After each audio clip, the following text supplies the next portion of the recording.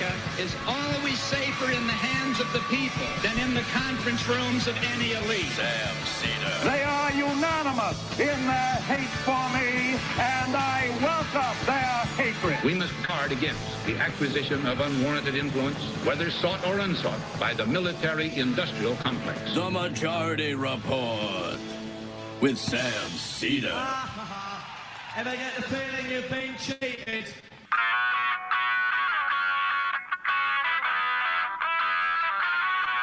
It is Tuesday, October 3rd, 2023. My name is Sam Seder. This is the 5-time award-winning Majority Report.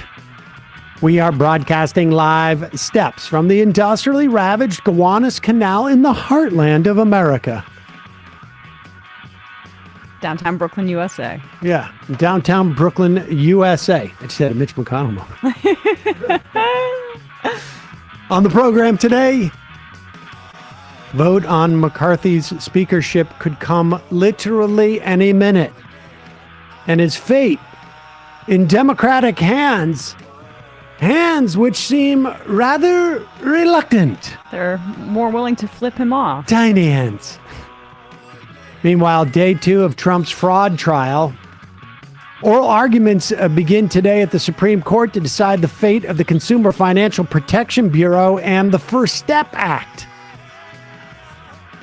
SAG-AFTRA and the studios, after meeting yesterday, will continue negotiations tomorrow.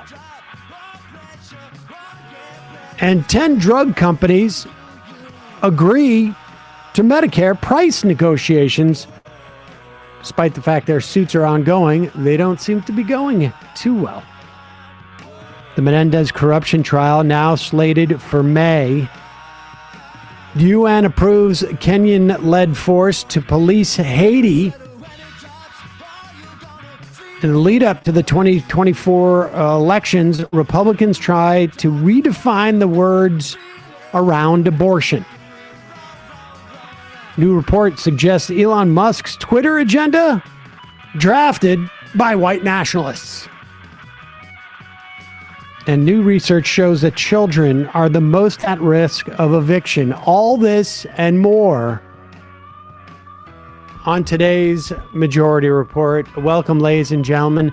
Sorry, we were a little bit distracted. It is Newsday. Tuesday. Yes. And we're a little distracted because the vote for Kevin McCarthy's speakership could literally come up any minute. McCarthy just gavelled the House into session. So. And we heard some words from Democrats coming out of a closed-door caucus meeting. We will get to that in just a moment. And if there is, when we get down to the vote, we'll cover it live, too. We're watching that as we speak. But in the meantime, Donald Trump, and some people are basically saying, oddly, that this is the case that Trump is most worried about. The fraud trial in New York, even though there is no criminal, there's no criminal repercussions for himself, but his ability to make money. That's all he cares about. That's why he ran for president in the first place, in order to brand himself more. I mean, and he's going to need cash. He's not going to be able to collect cash, and if he gets to become president, he's not going to want to leave. Right. Because, he doesn't want to go to jail. But we actually also, if we have time today, I want to talk a little bit about Red Caesarism, which is something that would sound silly 20 years ago. Yeah, except for it's just sort of like growing, burgeoning, respected within conservative circles theory about what the country needs at the moment. Interesting. I wonder if they had a little Red Caesarism in Germany during the Weimar years. Pretty close. Yeah. Interesting. Pretty close. Rebranding effort here. Yeah, we'll get there. We'll get to that in a bit too. But let's just start with Donald Trump. Here he is coming out of court. He's actually sitting in court for his for the fraud trial. Again, It's just funny that he's not able to golf on these days. I know. exactly. And it was a beautiful day in New York City, and I couldn't get over the links. There's only a few more days left. And just to be clear, this is a civil fraud case, right? In other words, there is no criminal liability here, but there could be a significant financial burdens, and also like a decorporatization, I guess, of Trump Inc. Tish James is looking to fine Trump $250 million, and she wants a ban on Trump family members being able to do business in the state of New York. So, And that would be difficult Yes. for them. Ouch. And again, essentially, just to sum up what the charges are, Trump has created valuations for his buildings and his properties that are high when he was trying to make official statements to potential investors, and you need to declare that, and it needs to be legit, and low when he was looking at things like taxes or insurance or rates or whatnot. Because I'm smart. And so one of those sets of figures is a lie. right. And yet he was supposed to tell the truth in both those instances. And by him, I mean the Trump Inc. But here he is outside of New York State Supreme Court in downtown Manhattan yesterday. I built a great company. It's got tremendous value. It's got some of the greatest real estate assets in the world. And now I have to go before a rogue judge as a continuation of Russia, Russia, Russia, as a continuation of the greatest witch hunt of all time. And I don't think the people of this country are going to stand for it. If I weren't leading in all the polls, or if I weren't running, I wouldn't have any of these cases. I wouldn't be seeing you this morning. But I'll be seeing a lot of you, because this is a horrible thing that's happening to our country, and we've got to get it straightened away. So we'll go in and see our rogue judge, and we'll listen to this man. And I think most people get it. People are getting it. I can tell you the voters getting it, because every time they give me a fake indictment, I go up in the polls, and that's never happened before. But this is a disgrace. Positive, just to be clear, we've never had a former president indicted before either. So the idea that he goes up in the polls, in the Republican polls, Historic. it is historic. But And it's he's not going up in the polls. He's like not going down very much, but he was at a high. I think I killed Ron Now he's- DeSantis. Yeah, I mean DeSantis has just died. He's going up. It's DeSantis. Go ahead. The voters getting it, because every time they give me a fake indictment, I go up in the polls, and that's never happened before. But this is a disgrace, and you ought to go after this attorney general, because she's turning off everybody from coming in. You know, I don't know if you take a look at the outflow of business. Businesses are fleeing New York because of horrible, horrible attorney generals and judges like we have. Now, yesterday during the hearings, during the trial, I guess, the judge had announced that there was not going to be a jury trial because Trump's defense had not requested one. And it sounds like it's like a pretty bad oversight and something that you would laugh at. But it also occurs to me when you hear him talking this way, like he is trying to set up some grounds for appeal based upon his remarks creating a prejudice in the mind of the judge. Right. Now, I don't know. I'm not a lawyer. I don't know if that is something you could attempt. But You can be so nasty about a judge that you get a new judge. you could be so nasty about a judge, and particularly he's saying those comments before the judge, reminded him Yeah. that you could argue, it may not be effective, that the judge was in their some feelings way hurt. prejudiced by his remarks. Now, I can't. He's a Democrat. That's what they're going to try to do. That's going to be reviewed by an appeal court. And I can't imagine, it's not like it's coming from the appeal court's going to be in Texas or something. Right. Or in Florida. I mean, it's going to be in New York. And I think that's going to be a hard case to make. Well, I'm going to try this if I'm ever in legal jeopardy. But Start talking about again, the judge. the important thing to remember is that Donald Trump's defense for all of these things is to win the election. That's at the end of the day, he doesn't really have much of a defense for these things except for to win the election. And if he wins the election, then he's hoping that he'll fix all of this stuff.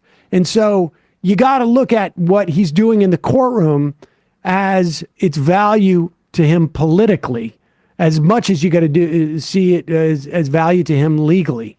Yeah. And also remember, not getting the brightest of legal counsel these days, because all the like most powerful lawyers in the country don't want to go near him because A, he's a crappy client, B, he doesn't pay anybody, Right, exactly. and C, you pay a cost at the squash club. If you right, 100%. you're not going to be able to walk around nude like Alan Dershowitz and have people invite you back to parties. People don't want to get Dershowitz at Martha's Vineyard. They get it. Here is Trump talking about that, in fact, and this is him, I think, coming out after the case, that not only didn't he commit fraud, he's been the victim of fraud.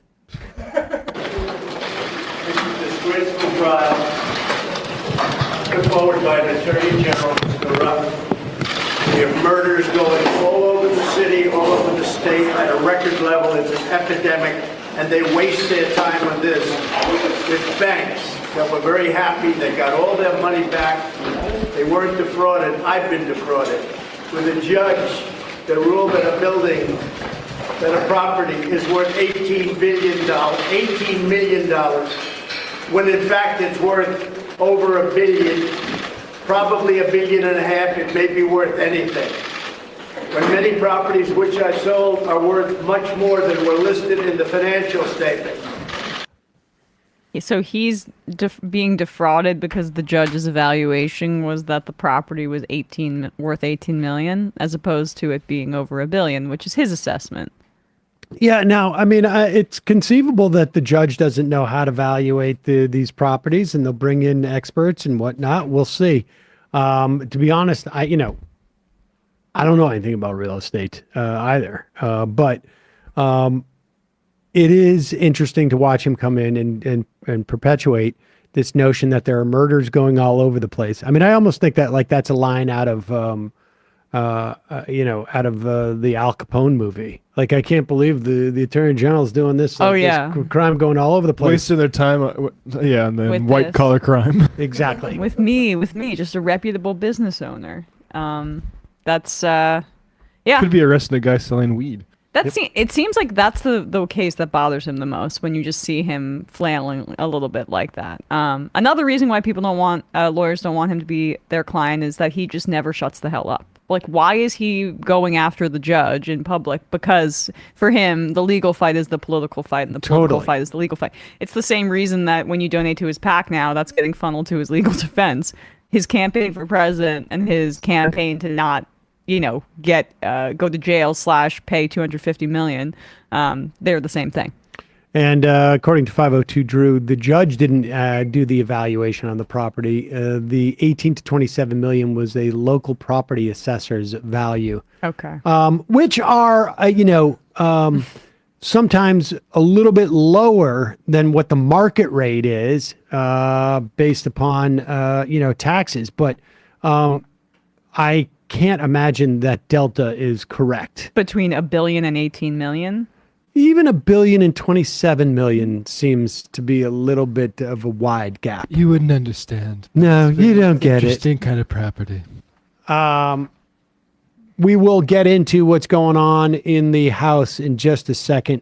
But first, a word from our sponsor. Heading to the John should not cost you money. I had Saul and I really went at it yesterday in a big argument. Really? Yep. As folks know, You have 35 minutes. my son came onto this program, claimed that I took 20-minute poops, and yesterday I caught him in the toilet for an extended period of time. Wow. Oh, he's really boxed himself in there. Totally. Total hypocrite. But it's understandable, ladies and gentlemen, why one might take a little bit longer on the commode with a Hello Tushy. Yep. With over 100,000 five-star reviews, you can see why millions of real pooping human beings already love Hello Tushy Bidet. Every Hello Tushy Bidet attachment comes with a 30-day risk-free guarantee and a 12-month warranty. And here's what the beauty of that 30-day risk-free guarantee is. If you have never tried a bidet, you have no idea even how to conceive of what you're missing. And it is, honestly, it is, I don't want to say it's life-changing, because mostly everything else about my life has stayed the same. But it is... It's like taking the limitless pill, right? Where, you're able to use 25% of your brain now, as opposed to... Yeah, all right, I'll buy that. I'll buy that. But the point is, you get a 30-day risk-free guarantee. And it is so easy to install. If you know how to change a toilet seat, you can put this thing on. You don't have any extra plumbing or electrical or anything like that. And you will find that this is an experience that makes you wonder, like, what of all the flaws about the United States of America, how did we get this one? Because in most countries around the world, I don't know statistically, but I would think this is what's happening, because Hello Tushy Bidet, it cleans your bum with a fresh stream of water, which is, of course, 2 times better than wiping. I'm not exactly sure how they make that assessment, but it makes sense. When you get hands dirty, you don't take a dry piece of paper and wipe them off. No, you wash them with water. It also prevents poo particles from spreading to your hands and everything you touch, which is also nasty. Like I say, it exists your existing toilet. It attaches to your existing toilet. No electricity or additional plumbing needed. It cuts your toilet paper use by 80% because you spray and then you pat dry. You don't even need to pat dry, but you should. A Hello Tushy Bidet pays for itself in under a year. Stop wiping, start washing. Go to hellotushy.com/majority. Use the promo code majority for 10% off your first order. That's hellotushy.com/majority for 10% off. Check it out. You will thank me. Also, today's sponsor, Beam Dream. There's so much data now out about how bad lack of sleep is for you. It can make you moody. It can make you gain weight because you eat because you're tired. Poor mental health, lower productivity. You're bad with your kids. You yell at them, whatnot. Sleeping less than 6 to 7 hours a night is linked to reduced white blood cell count. That's basically your immune system fighting viruses and bacteria and more. I think there's some data out there in terms of like dementia. Sleep, bottom line, is the foundation of our mental and physical health. I have always had sleep troubles and am constantly updating my sort of like sleep hygiene and regime. And I like to mix things up. I don't like to rely on any one thing. So I'm always looking for something. I was able to get off of, prescription medication, but I'm always looking to mix things up because I don't want to get too attached to one thing. And I found one that I've added now, Beam Dream. It is essentially like a hot cocoa, but it is formulated for sleep.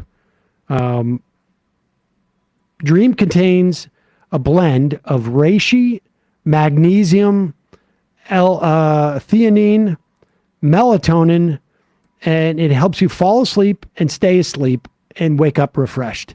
And these are all things that I've been reading about that are helpful.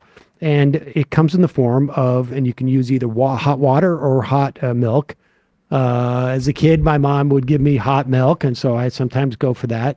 But it is a hot cocoa with no added sugar. It's available in different flavors like sea salt caramel, cinnamon cocoa, my favorite, chocolate peanut butter. The bottom line is better sleep has never tasted better. You just mix Beam Dream into hot water or milk.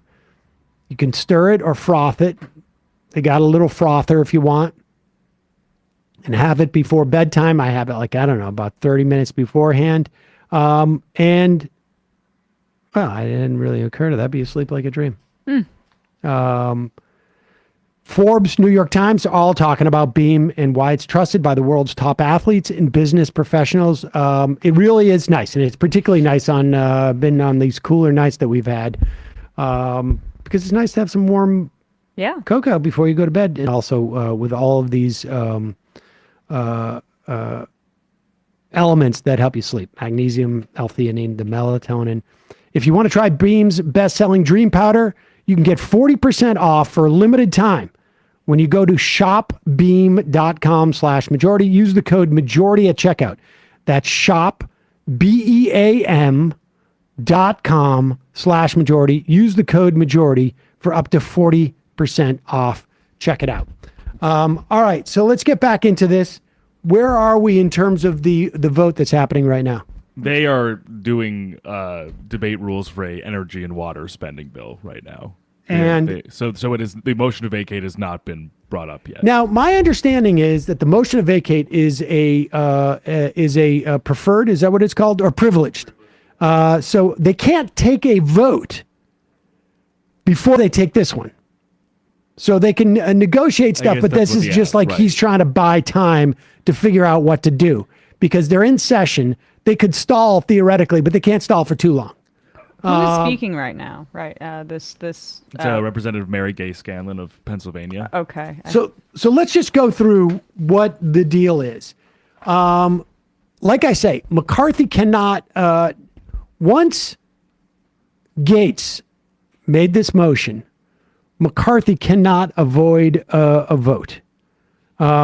It is privileged. Yeah. So it takes priority in the legislative agenda, and it must be voted upon within 2 days. Is that what you call a snap vote?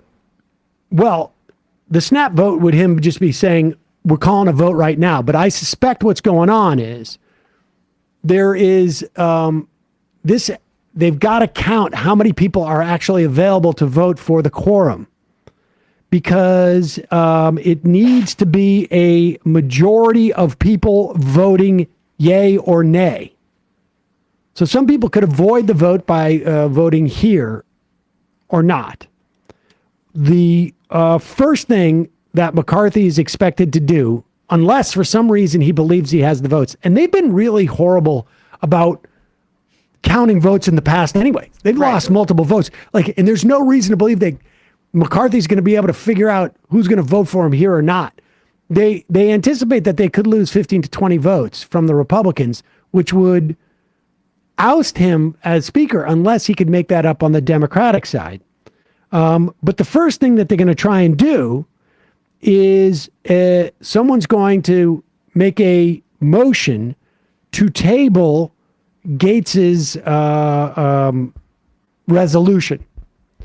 And the way they would do it, it would effectively kill it. But again, they would need Democratic votes to effectively do that. The other thing you could do is try and send it to committee. Again, you need Democratic votes. And it appears, and you saw what people were saying. Yeah. This morning at 9 a.m., Jeffries called a caucus meeting, and they basically made everybody it was like going to a comedy club in New York where they make you put your phone in an envelope and you can't open it up because they want to be super quiet about this. And my theory was, if they knew that they were going to help McCarthy, if they knew that they were going to vote against McCarthy going in, they wouldn't be so quiet about it. Yeah, these are some of the quotes here. But It turns out. Go ahead. Yeah. Pramila Jayapal says, we're not voting in any way that would help Speaker McCarthy, she says, adding, nobody trusts Kevin McCarthy, and why should they? Jim McGovern said, we are not here to keep Kevin McCarthy in power. This is their problem. If they have the votes to keep him, so be it. And then, Steny Hoyer, who has been in leadership for, not anymore since Hakeem Jeffries has taken over, I believe, right? But for a long time, he said that it was, quote, unfortunate that McCarthy did not come to any agreement with House Minority Leader Hakeem Jeffries to save himself, and that he believed the Speaker was, quote, making a mistake bringing it up today. Meaning, the Democrats were willing to maybe save him if he was going to give tangible concessions to the Democrats, which, Bradley was said that there was speculation that it was to drop the basically sham impeachment inquiry into Hunter Biden. And if he's not going to do that, why would they help out the guy who is holding a sham impeachment inquiry into Joe Biden, I meant to say, not regarding his son, Hunter Biden. Well, and I think that's part of it. I think the whole thing about Speaker McCarthy is not to be trusted is because he reneged on the deal that they made about the spending in the first place. Yep. When the Democrats, and you made this point this morning, when the Democrats came and saved essentially the operations of the government, remember, the continuing resolution passed with more Democratic votes in the House than Republican ones. McCarthy was still out there saying the Democrats want to shut the government down. And they basically said, well, F this guy. Now, here is basically the pros and cons. One is they're not going to get anybody more reasonable or trustworthy than Kevin McCarthy.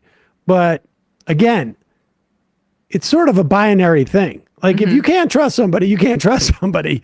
You can't say we trust them only on this thing.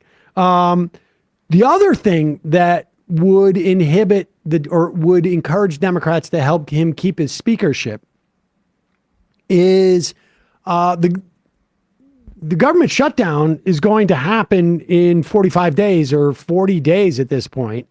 And it's going to take them a couple of weeks to get a new speaker. And then the whole process is going to start all over again, theoretically. But with that said, even if they were to help McCarthy table the thing, GAETZ theoretically could just keep doing this. Oh, yeah. And this was the power that McCarthy gave him. He made a deal with the devil to become Speaker of the House. And by the devil, I mean GAETZ and the 19 other Republicans that were holding the situation hostage. And what was included was the ability for them to challenge the McCarthy speakership just with any member bringing a vote about it. And that's what they're doing. So why should the Democrats save McCarthy from the bad deal that he made with his caucus, especially when he's screwed over Democrats time and time again by not keeping his word? The only argument would be that McCarthy at least showed an inclination to keep the government open 2 days ago, or whatever it was, 3 days ago. I can't even remember, a week ago, Friday. And that is on the agenda for Democrats. The flip side of that, too, is, though, in terms of why it would behoove Democrats, is that the same type of incentive structure is going to be there for just about any other Republican leader in the House. And the government shutdown could be just as inevitable with McCarthy at this point as it would be with whoever they get to replace him. McCarthy is the Republicans' biggest fundraiser. That is how he ascended to the speakership. He comes from California, big corporate interests out there. To take him off the table and to throw the leadership into disarray is only going to help you in 16 months or whatever it is, 12 months, 13 months out from the election. That would be good. And just from a pure branding perspective, people were sick of the chaos under Donald Trump. It's a good reminder to the American people that Donald Trump's party is the party of chaos, even with him not in power. Yeah, I think that's actually a very good point as well. The more disarray the Republicans are in, the more it reminds people of why you want, an old man and an Afghan not taking up all your brain space every day. The amazing thing about this, too, is that Matt Gaetz has basically torched his congressional career. And for as far as I can tell, nothing. I mean, it has increased his personal brand, and it may set him up to run for governor in 2 years. But it seems unlikely that anybody's ever going to work with this guy in any meaningful way in the House. And there aren't going to be people who are willing to undercut his ability to sit on committees and this and that. I mean, I think this is like his swan song. Yeah, and there are also reports that some in the Freedom Caucus don't even agree with the decision to do this now. They are fine with trying to file a motion to vacate McCarthy, but they don't think the time is opportune right now. They might want to wait down the line in the midst of like the next government shutdown negotiations. So he doesn't have the full Freedom Caucus behind him either. And then you have to ask, like, what has Gaetz achieved by any of this, or any of those people who held out their vote at that time? I mean, they had this running sort of like vague threat, and it certainly appeared as if they were going to do something. But, this is 20 people in the caucus. It's about 10% of the caucus, at least, that they have who did this. And what material benefits did they get? Can anybody even tell me right now why Matt Gaetz is doing this? I mean, in terms of like an issue. And the answer is no, because no one is even covering it. I've read 5 different pieces on what's going on today, and not a single one of them mentions a single issue or thing that Gaetz wants, because it is all about the intrigue, and that is the way these things are covered. And it really does, and I hate to remind people of something that happened 3 years ago, but it does show like this sort of like these performative, stupid BS things don't work. And Gaetz is now useless to anybody who thought that he had value to them from an ideological standpoint. Useless.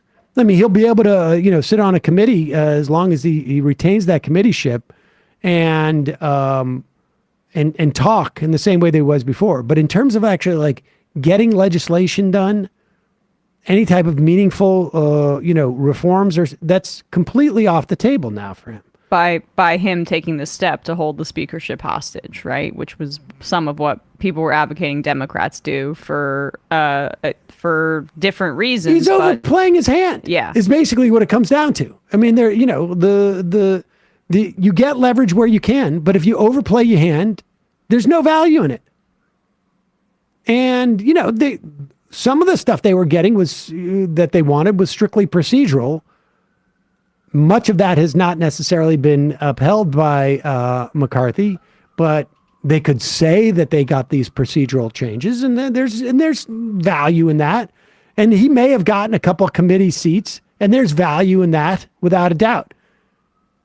But certainly Marjorie Taylor Greene, in negotiating the whole thing, probably got more out of it than anybody else.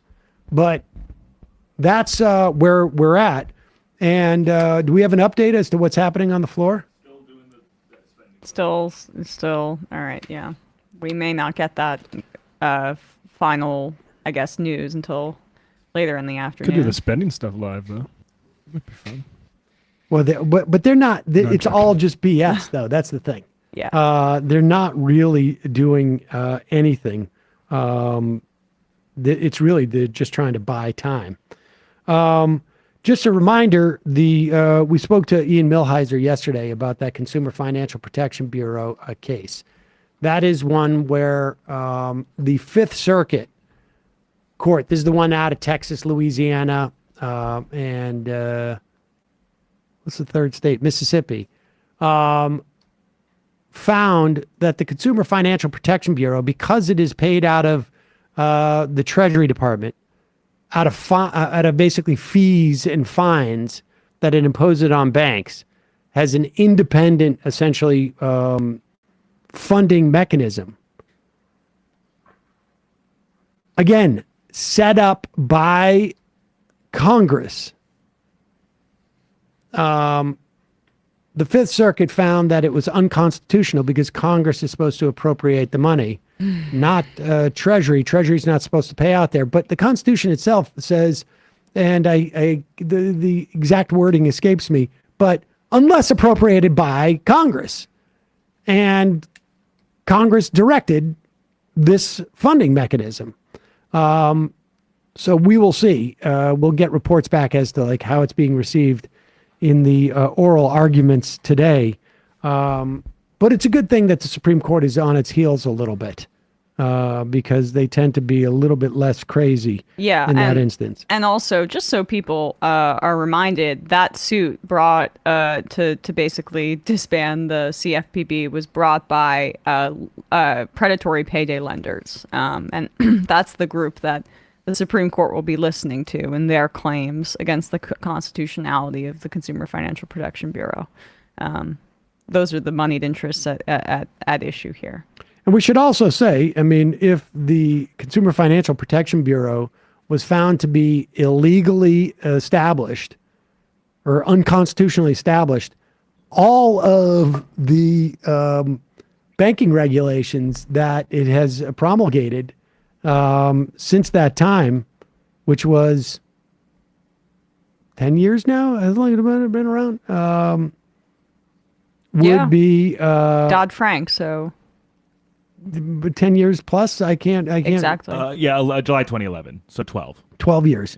Would be considered null and void, and then just the mortgage industry alone would collapse. So that would be, something of a problem. Not good. Not good. Let's get into, I want to just get into this, not necessarily in the news, but it's a really interesting find. The guy Ben Collins, is that his name? Yeah.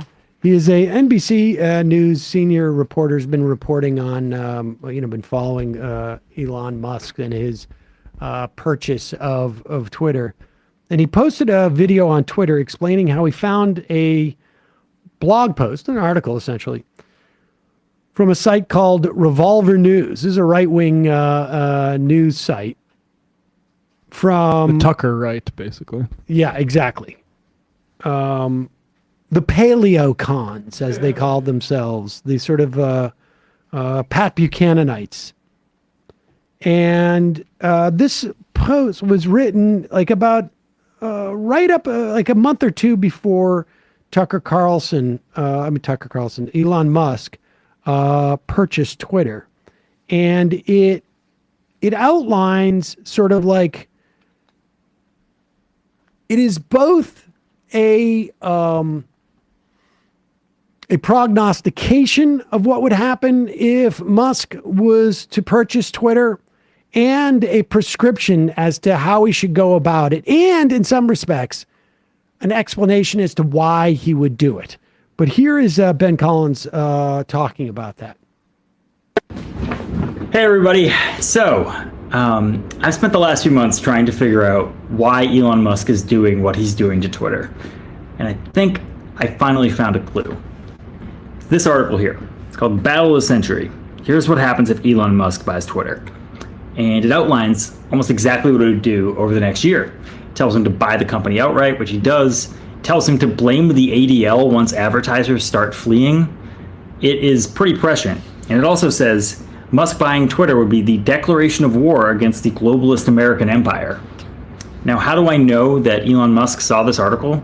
It's because it was texted to him 10 days before he bought the company. So I hired a very authoritative sounding British guy to read those texts to you. Congratulations. The above article is laying out some of the things that might happen. Step 1, blame the platform for its users. Step 2, coordinated pressure campaign. Step 3, exodus of the blue checks. Step 4, deplatforming, but it will not be easy. It will be a war. Let the battle begin. So here's why it's important to find out who sent that text to Elon. It's because this blog is run by a guy named Darren Beatty. He used to be a Trump administration official, speechwriter who was fired for appearing on a panel alongside white nationalists. Now, Laura Kolodny, my colleague, and I spent about 9 months trying to get the sender of that text unsealed. Those texts appear in a lawsuit from when Elon Musk tried to back out of buying Twitter. When we got more texts unsealed, the senders of those texts unsealed, this one was still redacted. So we really want to find out who sent that text. And there are people in the world who have an unredacted version of that document. If you are one of those people, we probably know who you are. So please reach out to us so we can solve this mystery. Okay, so just to be clear here, somebody writes this article on Revolver News. You can find it. It's searchable, and then sends it to Elon Musk as a way of basically saying, like, this is what we think is going to happen, and this is how you should handle each thing. And I want to read some of from that article. And again, this stuff, we know he got the text. We don't know who, because of the lawsuit that ended up forcing him to purchase it. That exodus of the blue checks thing that had been out before. I've seen that before. And that's a prediction. Okay, so some of these are predictions. So he says, so this is, and I'm writing it again, this is, it is unattributed. The editorial, I guess, brain trust of these guys. And it's probably Beatty, right? I mean, this is not written on the site without at least Beatty signing off. And it starts with this tweet by Elon Musk in March 26th of 2022. Is a new platform needed? Mm-hmm. Now, why would there be a new platform needed? Well, the argument in this is that Donald Trump would have been elected in 2020 if there wasn't for intense censorship. I guess presumably over Hunter Biden's laptop. Obviously. Which we still haven't seen the contents of. We've never seen any of those things. Well, we've seen the dick pics. Yeah. And it goes on to suggest, as Collins mentioned, Musk should simply buy a controlling stake in Twitter itself. He could certainly afford it. Even if one regards Twitter stock as entirely worthless, Musk could theoretically buy a stake in it and be the world's richest man by okay. And free speech would be restored to the land of the free. Remember, we're talking about a megalomaniac and a right-wing one who has both the megalomania and the aggrievement and the money to address both those things. He says, the author writes, it won't be easy. At the same time, it's hard to imagine a more worthwhile project. Restoring genuine free speech would do more for patriotic Americans. That's non-Americans. Right. Than the GOP taking back the White House in 2024. So patriotic Americans are the people who would benefit from a Republican win in 2024. And it would pose a greater threat to the ruling regime than anything Russia, China, or Iran might plausibly do. I wonder, who is the ruling regime? A free speech online is what had enabled the Trump revolution in 2016. If the internet had been free in 2020, as it was 4 years before, Trump would have cruised to re-election. Massive censorship and suppression are the tools needed to prop up COVID tyranny, Ukraine war fever, and the idea that Leah Thomas is a woman. Those are the three major problems that the regime is perpetrating on us. What a horrible regime. What'd they call it before? What regime? At this point, it's just the ruling regime. More like the juuling regime. Well, we're getting there. America's decrepit and illegitimate ruling class intuitively understands this. In short, transforming Twitter back into a real free speech platform would represent nothing less than a declaration of war against the globalist American empire. Ah, the Jews. Gotcha. We got there eventually. Yep. And then it says, Twitter is not a conventional private company. It is the world's soapbox. And they go on to talk about the Tucker Carlson paradox, where Tucker Carlson tonight's the most popular program in cable news, yet no other networks try to imitate its content. I do like the idea that the Twitter as the world's soapbox needs to be privatized. And that kind of sums up how the right actually views notions of free speech. Well, again, they're doing this not for Americans and not for free speech. They're doing it for patriotic Americans. Obviously. Who would benefit, in their own words, from a Republican win. That's basically it. Twitter is also the epicenter of narrative formation, a key promotional vehicle for journalists and celebrities, increasingly critical stage for public diplomacy and hybrid warfare between state powers. Twitter gets to decide which freedom fighters deserve to have their slogans go viral and which authoritarians and domestic terrorists need to be suppressed and censored, all in quotes. Twitter's relatively marginal market cap belies the existential threat it would pose to every dominant institution in the United States, including the national security apparatus, if it implemented a policy of real unfettered speech. Now, this, to me, this is what's interesting about this piece, is it really shows how sort of out of touch. It doesn't suck that Twitter is garbage now. Mm-hmm. Yes. Is it as interesting as it used to be? No. Am I getting as many stories from it that I used to? No. Do I have as many fun exchanges? Zero. Yeah. Yes, I like the best exchanges I've had have been listeners of this show basically playing around with what I've been telling everybody, that most of my replies are, "You are a Jew." Mm-hmm. And now I'm getting that a little bit from people who are doing it with some fun. So there's some fun there. It's great when you can't tell. It's even better when you can't tell. But it's basically saying it would be the act alone of Twitter buying would be a national security threat. Revolver points this out to demonstrate how bold of a move it would be, not to discourage Elon Musk, but to do it. One of the very few which, if successful, would be a genuine game changer rather than a fake and performative gesture. It's a genuine game changer for Elon Musk. Now, I feel like Elon Musk went through that stage, that period of time where he believed that, and then realized I guess it's not really as much of a game changer as I thought it was going to be. Yeah. Yeah, it's not so much fun anymore. Things are always more fun in the abstract. I had sort of promised. Well, I think that's why he tried to back out. Right. Of course. But I think the reason why he went forward was based on this, and then he should be. Well, and he had to, right? Didn't he have to go forward? Well, with he got forwarded. Right. Yeah, get forward, forced to do it. Right. He should be prepared for historic backlash from the regime. I mean, maybe there's been historic backlash from the regime. Yes, it's true that we finally dealt with some of those equal opportunity complaints about the racism. Sorry, that Tesla. preceded this by years. The thing about and you look at the language. I don't even want to repeat it, but horrible. We were talking about that 4 years ago. Exactly, advanced culture of racism in the factory. But you don't understand the regime's ability to time travel.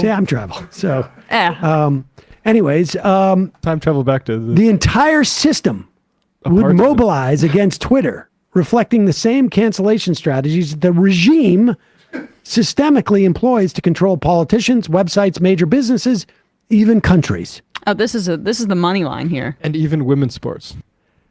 Twitter would get the George Floyd treatment on steroids. What? Exactly. These are all just hysteric losers. The regime would employ the George Floyd tool recently used to cancel Russia. These people live in an alternate universe. I don't even know what that wait a means. second. Okay, what is the George Floyd treatment?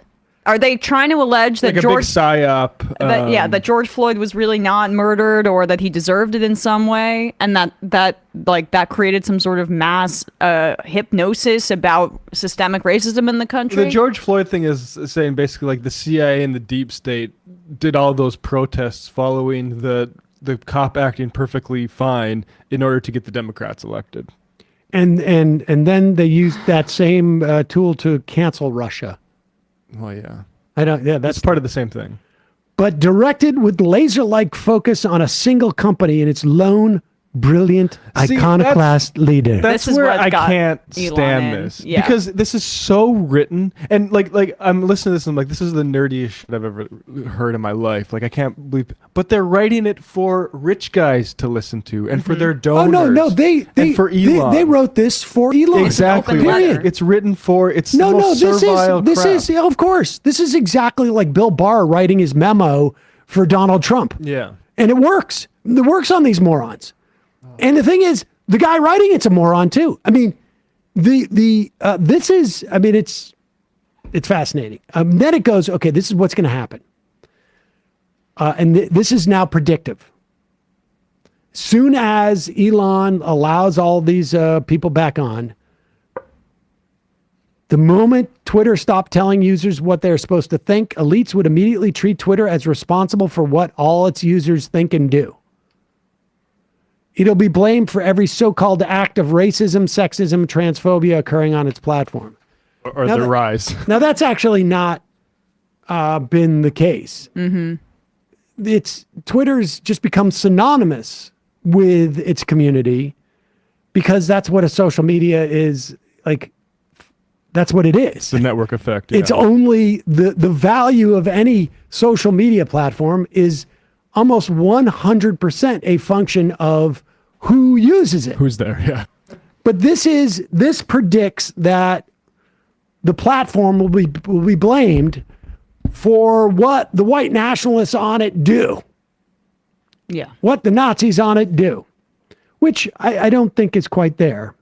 He's being blamed for the because it says, like, in many ways, the playbook's already been written. That when a gunman murdered 11 people at the Tree of Life Synagogue in Pittsburgh, the Anti-Defamation League quickly placed collective blame on Gab simply because the shooter used the website and directed hostile attention at the owner of Epic for agreeing to host Gab after.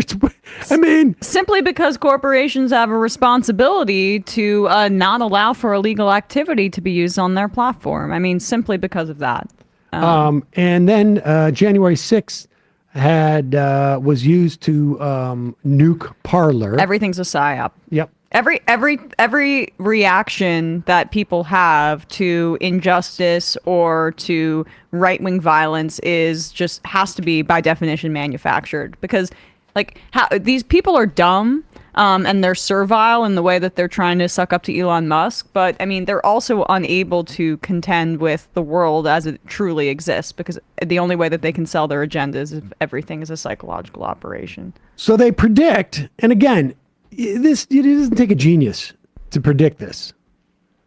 They predict that once Musk's new free speech Twitter is established as a bad actor, a vast constellation of activists and nonprofits will lurch into action to put more and more pressure on the company to change its ways. I mean, yes, this is predictable. If you allow a bunch of Nazis on your website, anti-Nazis are going to say, hey, don't allow a lot of Nazis on your website. And particularly like unbanning the ones that had been previously banned, for instance, just let them back. Also, like, child abuse sort of image purveyors, like just unban them too. But what's interesting is they mention only 2 of these sort of like groups that are going to be almost a full page is dedicated towards the Anti-Defamation League. Now, I'm not a particular fan of the Anti-Defamation League. At times I've found them to be too politicized from the right, but it is weird that they only talk about the ADL of all the organizations that are out there. They also mention the Atlantic Council once, but that's it. the rest of it is all ADL is going to come after you. And then all the blue checks are going to leave, which now maybe means something different, but well, the interesting thing is I'm not convinced that Musk didn't get rid of the blue checks on some level so that you wouldn't be aware of that.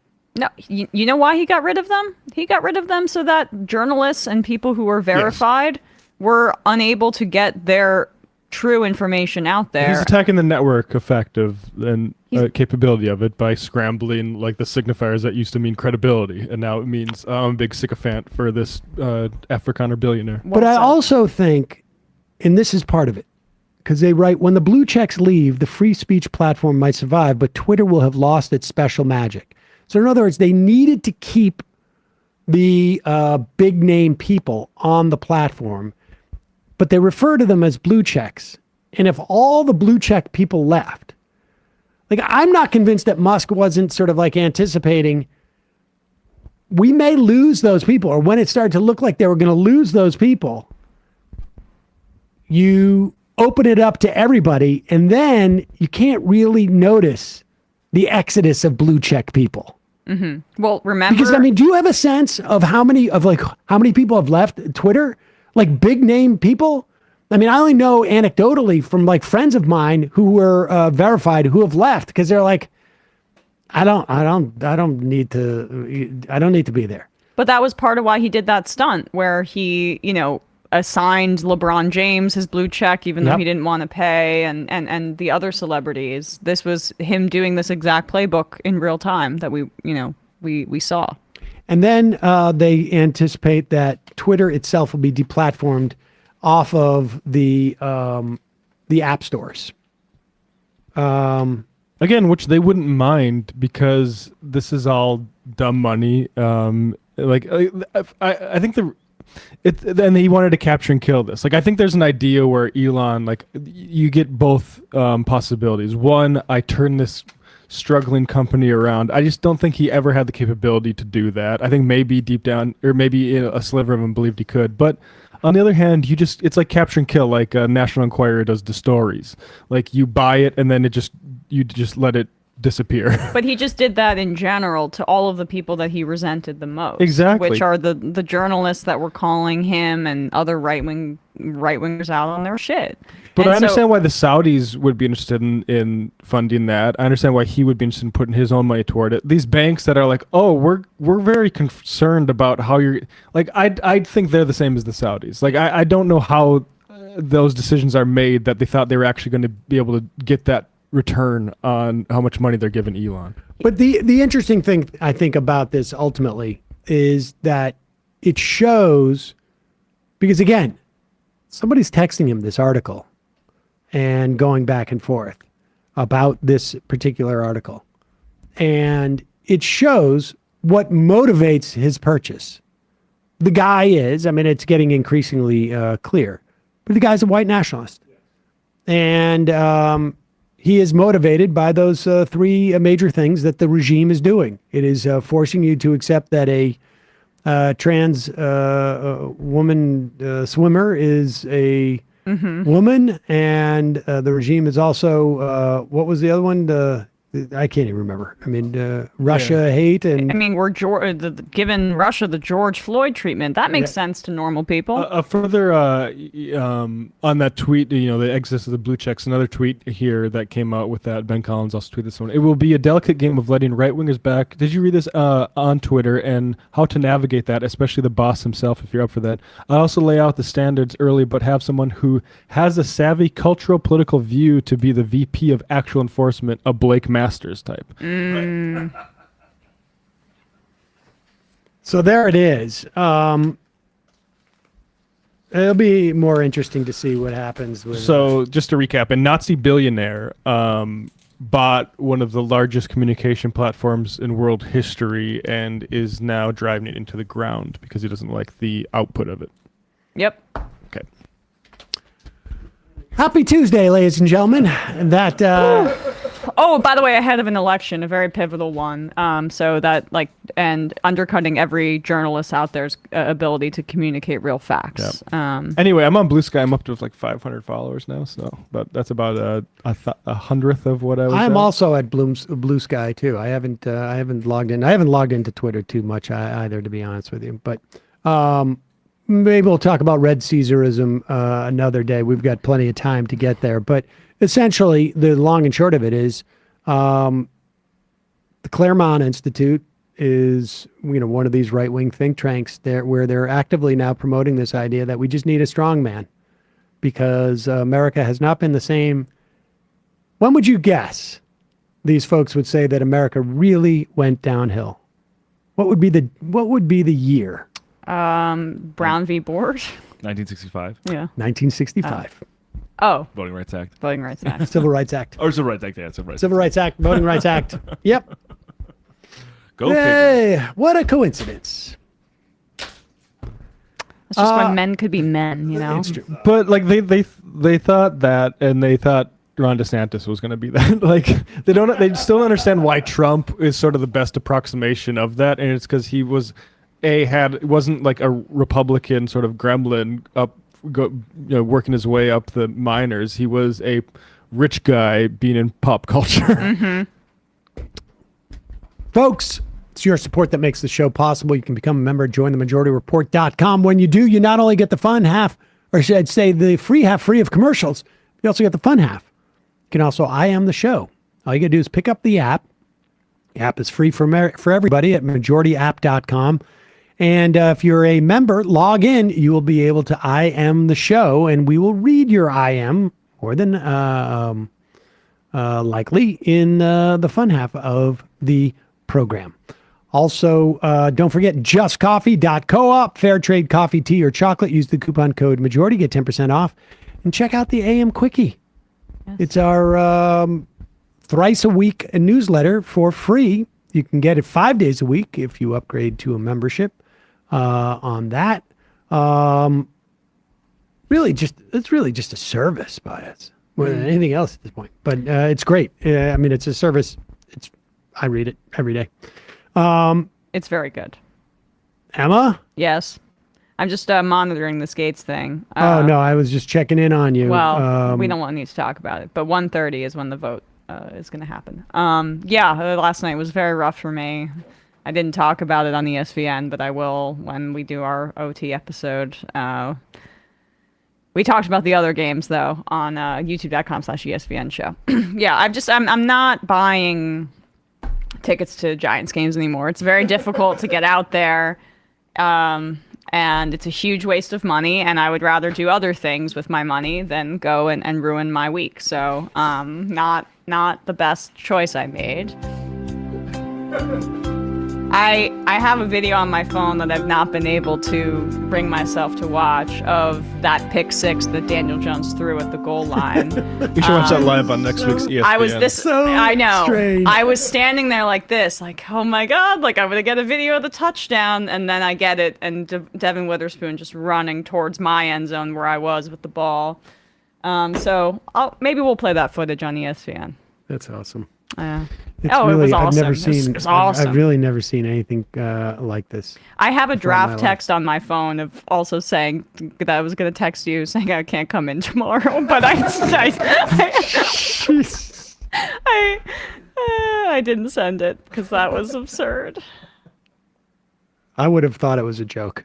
Matt, what's happening on Left Reckoning? Left Reckoning tonight, 7 o'clock Eastern Time. Talking about a few things, including Corsair Gaming unionizing, and which I'm very interested in because I'm looking into building a new computer maybe in the next year or so. And if Corsair acknowledges the union and gives them a contract, then it will be a Corsair build.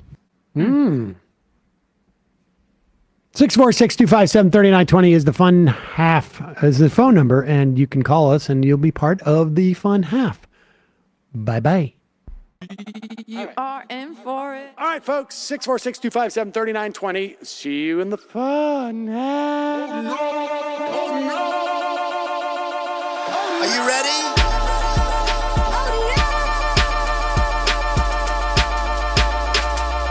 sent us this. Alpha males are back. Boy is back. And the alpha males are back. Just as delicious as you could imagine. The alpha males are back. Boy is back. And the alpha males are back. Just want to degrade the white man. Alpha males are back.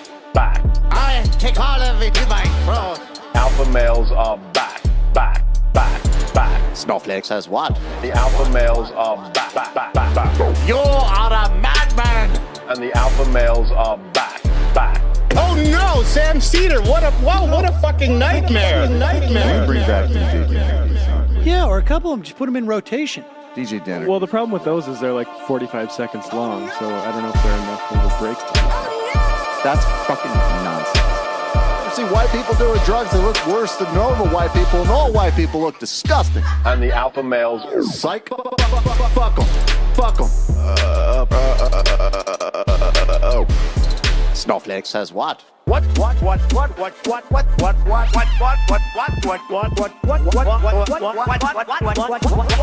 Snowflake says what? A hell of a lot of bank. A hell of a lot of bank. A hell of a lot of bank. Okay, I'm making stupid money. Hell of a lot of bank. A hell of a lot of bank. All lives matter. Have you tried doing an impression on a college campus? I think that there's no reason why reasonable people across the divide can't all agree with this. Psych. And the alpha males are back. And the Africans are black African. And the alpha males are black. And the Africans are back. When you see Donald Trump out there, doesn't a little part of you think that America deserves to be taken over by jihadists? Keeping it 100. Can't knock the hustle. Come on, fuck them. Things I do for the bigger game plan. By the way, it's my birthday. Happy birthday to me, Jew boy. I have a thought experiment for you. And the alpha males are back. Africans are black. Alpha males are black. Africans are back. Come on. Someone needs to pay the price for blasphemy around here. I am a total pussy.